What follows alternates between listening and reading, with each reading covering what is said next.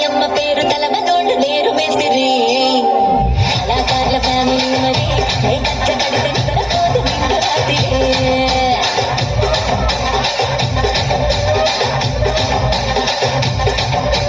సోకులాడి స్వప్న సుందరి నీ నడక చూపు మా పతీల బంగ తండ్రి రక్తరాజ కుండె రుమ్మిడి నీ వంక చూస్తే గుండెలోన నీరి